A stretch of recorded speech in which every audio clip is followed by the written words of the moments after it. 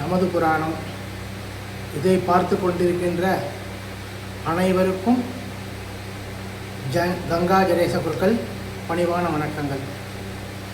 இப்போது வரலட்சுமி விரதம் வருது. இது ஆடி அல்லது ஆவணி மாதங்களில் ஒரு வெள்ளிக்கிழமையில் வரும். இப்போ இந்த ஆண்டு ஆடி மாதம் 23ஆம் தேதி 8/8/2025 வெள்ளிக்கிழமை அன்னைக்கு வரலட்சுமி நோன்பு. அன்னைக்கு பௌர்ணமி சேர்ந்து சிறப்பான நாள். அன்றைக்கி மத்தியானம் 2:50 பௌர்ணமி வந்துடுது. அன்றைக்கி சாயந்தரம் பூஜை பண்ணுறது பௌர்ணமியோட வரலட்சுமியும் சேர்ந்து ரொம்ப விசேஷமானது. இந்த வரலட்சுமி பூஜையை வழக்கமாக பண்ணுறவங்களாம் பண்ணிட்டு வருவாங்க. கலசம் வச்சு பூஜை பண்ணுறது வழக்கமாக தொட்டு பழக்கத்தில் பண்ணிட்டு வருவாங்க. சில பேருக்கு புதுசாக பண்ணணும் அப்படின்னு விருப்பம் இருக்கும். அது பண்ணலாமா பண்ணக்கூடாதுங்கிற இதுவும் இருக்கும். அது தொடர்ந்து நம்ம பரம்பரையில் பண்ணணுமா இல்லை பண்ணலாமா அப்படின்லாம் இருக்கும். தாராளமாக பண்ணலாம். அதாவது முதல் வருஷம் ஆரம்பிக்கும் போது கலசம் வைக்க வேண்டாம், அழகாக சாமி படம் ஒண்டி வச்சு பூஜை பண்ணுவோம். நிறைந்த செல்வம் நல்ல இதுவும் கொடுக்கும்போது அடுத்த வருஷத்துலேருந்து அது ஈடுபாடு தானே வந்துடும். அப்புறம் கலசம் வச்சு அப்புறம் பூஜை பண்ணிட்டு வரலாம். இந்த வரலட்சுமி பூஜையை எல்லாருமே யார் வேணாலும் செய்யலாம், தப்பு கிடையாது. சில பேருக்கு இந்த வரலட்சுமி நோம்புக்கு அந்த பூஜை பண்ண முடியாத, தவிர்க்க முடியாத இது உடல் இருக்கிறவோ வேறு ஏதோ இதனால் பண்ண முடியலனாக்கா அது என்ன பண்ணுவாங்க, உடனே தொடர்ந்து வர்ற அடுத்த வெள்ளிக்கிழமையில் பண்ணுவாங்க. அதுவும் முடியலனாக்கா நவராத்திரி வெள்ளிக்கிழமையில் பண்ணுறது பழக்கம். இது மாதிரி வரலட்சுமி நோம்பு பூஜை பண்ணுறோம். இந்த வரலட்சுமி பூஜை பண்ணாக்க ரொம்ப சுபிக்ஷம், செல்வ சொலிப்போட கஷ்டங்கள் நிவர்த்தியாகி ரொம்ப சிறப்பாக இருப்பாங்க. அதுதான் தாற்பயம். இந்த கதையை மகாலட்சுமியே இந்த விரதத்தை பற்றி சொல்லி விரதம் அனுஷ்டிக்க சொன்னதாக இது கதை வரும். அதாவது பத்ரவஸ் என்ற ராஜா,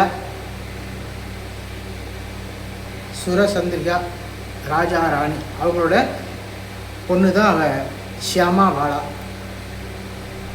இவங்க சிறந்த பக்தி உள்ளவங்க, ராஜ்யத்தை ரொம்ப சிறப்பாக ஆண்டு வந்தாங்க.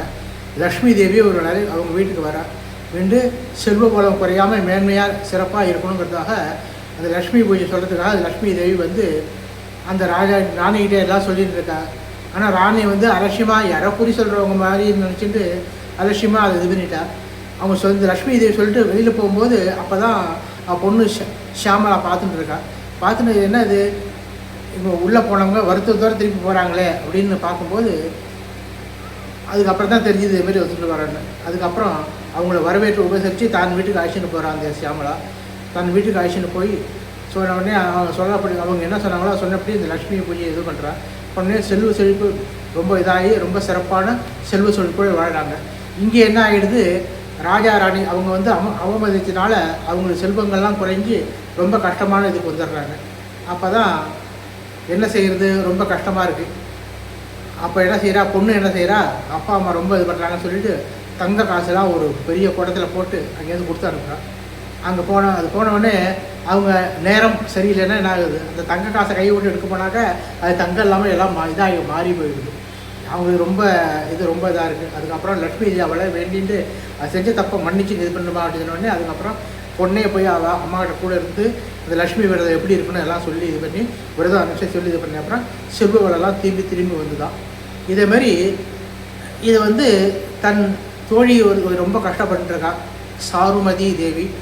அவரோட இதை பார்த்துட்டு அவங்க போய் லக்ஷ்மி தேவியை வேண்டி இந்த பெண்ணுக்கு நீ தான் அனுக்கிரகம் பண்ணணும் வேண்டிட்டு அவருக்கு அந்த லக்ஷ்மி பூஜை பண்ணுறதை இதை சொல்லி கொடுத்து அந்த கரெக்டாக அதை அப்படி ஆடி மாதத்துலேயே ஆவணி மாதத்துலேயே வர அந்த வெள்ளிக்கிழமை அந்த வரலட்சுமி நோம்பு அன்னைக்கு லக்ஷ்மி பூஜை பண்ணுறதுக்கு எல்லாம் சொல்லி கொடுத்து எல்லாம் இது பண்ணுறா. சொன்ன உடனே அவளை அந்த கஷ்டங்கள்லாம் நிவர்த்தி ஆகி குடும்பத்தில் எல்லாம் சுபிஷமாகிடுது. அதாவது மாமனார் மருமகள் அந்த குடும்ப ஒற்றுமையே இல்லாமல் பொருளாதாரத்தில் இது இல்லாமல் ரொம்ப கஷ்டப்பட்டுறவளுக்கு செல்வ செழிப்பு நல்லா குடும்பத்தில் ரொம்ப ஒற்றுமையாகவும் அவளை எல்லாம் புகழ்ந்து இது பண்ணுற மாதிரி இது வந்துடுது. அதனால் அதை இது பண்ணி சொல்லி கொடுத்து அந்த விரதத்தோட மகிமையை தான் இந்த வரலட்சுமி நோம்பு அப்படின்னு நம்ம எல்லாம் பண்ணுறது. இந்த வரலட்சுமி நோம்பு பண்ணாக்கா வீட்டில் செல்வ வளம் சேரும், வசதி வாய்ப்புகள்லாம் கொஞ்சம் நல்லா இதாக இருக்கும். இது முறையாக பக்தி சிரத்தையோடு பண்ணணும். அதான் லக்ஷ்மி தேவிக்கு வேண்டியது. லக்ஷ்மி கடாட்சம் தானே பொங்கும். இதான் பொதுவாக நம்ம ஆடி மாதம் ஒரு வெள்ளிக்கிழமையும் தை மாதத்தில் ஒரு வெள்ளிக்கிழமையும் லக்ஷ்மி பூஜை பண்ணால் விசேஷம்னு சொல்லுவோம். அதுமாதிரி இந்த வரலட்சுமிங்கிறது வரம் தரும் லக்ஷ்மி. இந்த வரலட்சுமி ரூபாய் வந்து ரொம்ப சிறப்பானது. இது விரதம் இருந்து அன்றைக்கி வரலட்சுமி பூஜை பண்ணுறது.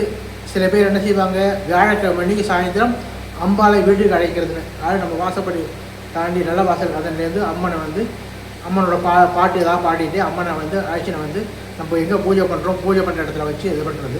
இல்லை சில பேர் வெள்ளிக்கிழமை காலையிலே இது பண்ணி கொண்டு வந்து வைக்கிறது. வந்து சில பேர் காலையில் பூஜை பண்ணுற பழக்கம் இருக்குது, பெரும்பாலும் இருக்குது சாயந்தரம் மாலையில் பூஜை பண்ணுற பழக்கம் இருக்குது. மாலையில் பூஜை பண்ணுறது ரொம்ப விசேஷம்னு சொல்லுவாங்க.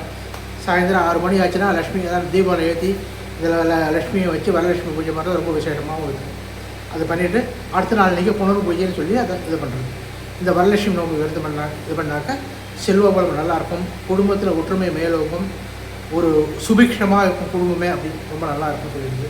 அதை வந்து கன்னியா பெண் கல்யாணம் ஆக போகிற கன்னியா பெண் அந்த விரதத்தை கூட இருந்து பார்த்து அந்த சரடு எடுத்து கட்டிக்கும் போது நல்ல கணவன் கிடைப்பான் அப்படின்ட்டு.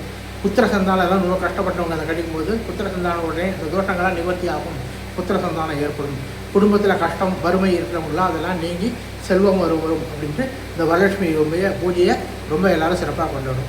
இந்த வரலட்சுமி பூஜையை வந்து பண்ணுறத நான் இப்போ பூஜை பதிவிடுறேன். அதாவது பண்ணி வைக்க ஆள் இல்லாமல் தனியாக இருக்கிறவங்க வந்து இதை கேட்டுட்டே பார்த்துட்டு இந்த பூஜையை பண்ணிட்டு வரலாம். பிள்ளையார் பூஜைக்கு பண்ணுறது, இந்த மஞ்சள் பிள்ளையார் பிடிக்கிறதுக்கு மஞ்சள் இதெல்லாம் எடுத்து வச்சுக்கணும். வெத்தலை பாக்கு பழம் ஊதுபத்தி தேங்காய் இது. லக்ஷ்மி பூஜை பண்ண உடனே லக்ஷ்மிக்கு நைவேத்தியம் பண்ணுறதுக்கு பாயசமோ சக்கரை பொங்கலோ ஏதோ வருது. பிள்ளையாருக்காக ரெடியாக தனியாக பழம், அதுக்கப்புறம் லக்ஷ்மிக்கு நைவேத்தியம் பண்ணுறதுக்காக கொஞ்சம் பழங்கள்லாம் வாங்கி வச்சு நைவேத்தியம் பண்ணுறதுக்குலாம் இது தெரிஞ்சுக்கணும். ஒரு லக்ஷ்மி படம் எடுத்து வச்சுக்கலாம்.